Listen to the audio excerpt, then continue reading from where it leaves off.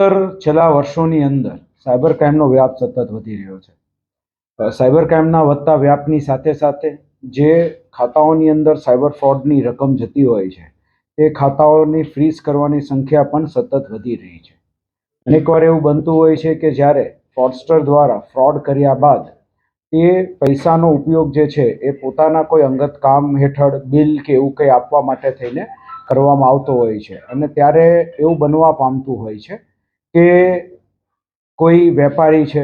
તો કોઈ જગ્યાએ કોઈ પેટ્રોલ પંપનો ધારક છે, અન્ય કોઈ એવા લોકો છે કે જે પૈસા કોઈની પાસે માંગતા હોય અને તેમના ખાતામાં જ્યારે આ ફ્રોડસ્ટર પૈસા મોકલી આપે જે લીગલ મની હોય, ત્યારે એ ખાતાઓ પણ સાથે સાથે ફ્રીઝ થઈ જતા હોય અને તેના કારણે જે નિર્દોષ લોકો છે એ પણ આ જે ફ્રોડસ્ટર છે એની એક જે ફ્રોડ છે તેનો વિક્ટીમ બનતો હોય છે। તો આને ધ્યાનમાં રાખીને ગુજરાત પોલીસ દ્વારા એક નવું આખી કાર્યપદ્ધતિ અપનાવવામાં આગામી દિવસોમાં આવશે કે જેની અંદર જે ખાતાઓમાં પૈસા ગયા છે તેની અંદર જે ફ્રોડની અમાઉન્ટ છે તે ફ્રોડની અમાઉન્ટને લિયન અથવા હોલ્ડ કરવામાં આવશે અને તેને બાદ કરતા અન્ય પૈસા જે છે એ ફ્રીઝ કરવામાં નહીં આવે કે જેથી કરીને ખાતું જે છે તેનો ઉપયોગ બંધ ન થઈ શકે અને જે ફ્રોડ માટેની જે રકમ જે લિયન કરવાની જે આવે એ લિયન માટેના જે ઈમેલ જે છે એ પણ સાયબર ક્રાઇમ પોલીસ સ્ટેશનના ઓથોરાઇઝ્ડ ઓફિસર્સ દ્વારા જ કરવામાં આવશે કે જેના આધારે અમાઉન્ટ લિયન થઈ શકશે। આ નવી કાર્ય પદ્ધતિ છે તે અન્વયે આશરે 28,000 જેટલા એવા ખાતાઓ કે જે ફ્રોડની સાથે જોડાયેલા નથી તેવા અનફ્રીઝ કરવાની કાર્યવાહી હાલ ગુજરાત પોલીસમાં ગાંધીનગર ખાતેથી CID ક્રાઇમ દ્વારા હાથ ધરવામાં આવેલ છે। રાજકોટ શહેર પોલીસની વાત કરીએ તો આપણે જે રિફંડની કામગીરી જે ચાલી રહી છે તેના માટે થઈને એક સ્પેશિયલાઇઝ્ડ સાયબર ક્રાઇમ રિફંડ યુનિટની સ્થાપના કરવામાં આવી છે અને આ સાયબર ક્રાઇમ રિફંડ યુનિટ એક પોલીસ ઇન્સ્પેક્ટર રેન્કના અધિકારી દ્વારાની અધ્યક્ષતામાં આની રચના થઈ છે। દરેક પોલીસ સ્ટેશનમાંથી બે લોકો આની સાથે જોડાયેલા છે અને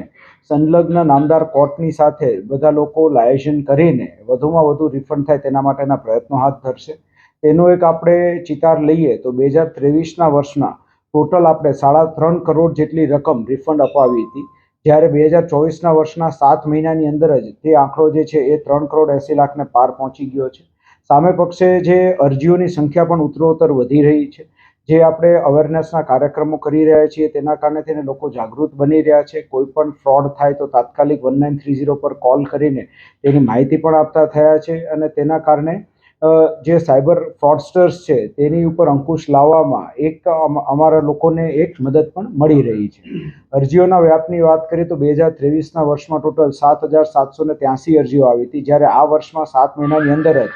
7,000થી વધુ અરજીઓ જે છે એ આપણા દ્વારા આપણે સ્વીકારવામાં આવી છે રાજકોટ શહેર પોલીસ દ્વારા। તે ઉપરાંત રાજકોટ શહેર સાયબર ક્રાઇમ પોલીસ સ્ટેશન દ્વારા જે મોબાઈલ ફોન્સ જે છે જે લોકોના ગુમ થઈ જતા હોય છે અથવા ચોરી થતા હોય છે તે પરત અપાવવાની કામગીરી પણ હાલ શરૂમાં છે। 2023ના વર્ષમાં ટોટલ 583 જેવા મોબાઈલો પરત અપાવવામાં આવ્યા હતા અને આ વર્ષે પણ આ છેલ્લા 7 મહિનામાં 400થી વધુ મોબાઈલ જે છે તે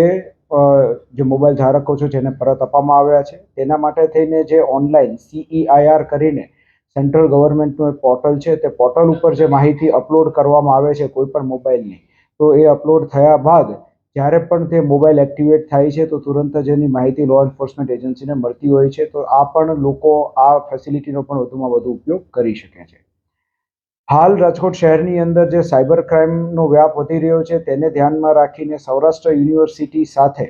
એક રાજકોટ શહેર પોલીસ દ્વારા માનનીય CP સરની અધ્યક્ષતામાં એક કાર્યક્રમ રાખીને તેમના માર્ગદર્શન હેઠળ એક મેમોરેન્ડમ ઓફ અન્ડરસ્ટેન્ડિંગ સિગ્નેચર કરવામાં આવ્યું છે કે જેમાં એક વેલ્યુ એડેડ કોર્સ તરીકે સાયબર એજ્યુકેશનનું એક મોડ્યુલ તૈયાર કરવામાં આવ્યું છે જે ટોટલ 30 કલાકનું હશે અને 2 સેમેસ્ટરની અંદર 15 કલાક માટે થઈને સાયબર ક્રાઇમનો એક અભ્યાસક્રમ જે સાયબર ક્રાઇમ પોલીસ સ્ટેશન દ્વારા આખો બનાવવામાં આવ્યો છે, ડિઝાઇન કરવામાં આવ્યો છે, તે વિદ્યાર્થીઓને તેનો અભ્યાસ કરાવવામાં આવશે અને તે આખી સૌરાષ્ટ્ર યુનિવર્સિટીમાં જ્યાં પણ વિદ્યાર્થીઓ અભ્યાસ કરતા હશે તેને આ લાગુ પડશે અને આ એક વેલ્યુ એડેડ કોર્સ હોય, ન્યૂ એજ્યુકેશન પોલિસીનો જે ભાગ હોય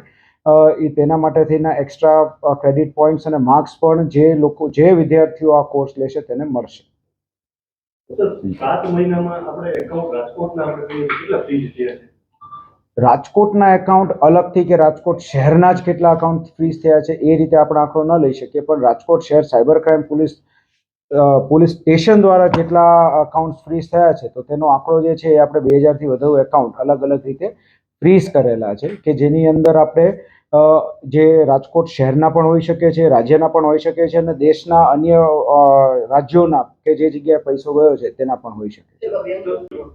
શું પોલિસી? બેંક આજે રીતના કોઈ ટ્રાન્ઝેક્શન તાત્કાલિક વિડ્રોલ કરીએ તો એ પહેલા પણ આ અમાઉન્ટ રોકી શકાય એ મામલે કંઈ? એટલે આની અંદર પદ્ધતિ એ છે કે કોઈ પણ વ્યક્તિ જેટલું સ્પીડમાં 1930 પોર્ટલનો ઉપયોગ કરીને એની સાથે ફ્રોડ થાય એ સાથે તરત જ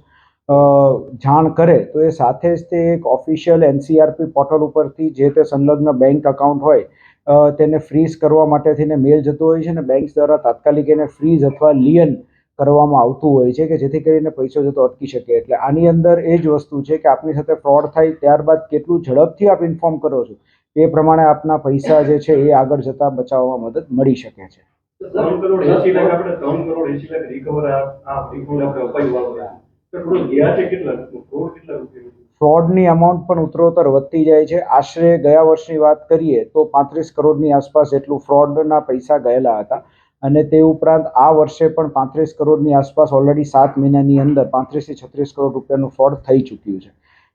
આ પૈસા જે છે એની અંદર જે અમે જે વાત કરી આપને એ જે બેંકના ખાતા ધારકને પરત મળી ગયા એની વાત છે. તે ઉપરાંત નામદાર કોર્ટની અંદર પણ અમે લોકોએ રિપોર્ટ કર્યા હોય, તેનો ઓર્ડર મળ્યો હોય અને એ રીતે ફ્રીઝ થયેલા હોય એવા 3 કરોડ 87 લાખ જેટલા બીજા અન્ય ફ્રીઝ થયેલા પડ્યા છે કે જે આગામી દિવસોમાં કોર્ટ ઓર્ડર થઈ જશે તો આપણે જે તે ખાતા ધારકને ધીરે ધીરે પરત અપાવીશું. આની અંદર અગેન વસ્તુ એ છે કે જે 2023ના વર્ષના જે ખાતામાં જે પૈસા ગયા હશે એમાંથી જેટલા ફ્રીઝ થઈ ગયા હશે કે જે લોકો ઝડપથી રિપોર્ટિંગ કરવાના કારણે તો એ ઉત્તરોત્તર ધીરે ધીરે પરત મળતા જશે. એટલે આંકડો 2023ના રિફંડનો આંકડો પણ આગામી દિવસોમાં ધીરે ધીરે વધશે. ખાસ કરીને આની અંદર જે ફ્રોડની જે બાબત હોય છે તેમાં એક આપને એ જ જણાવવાનું કે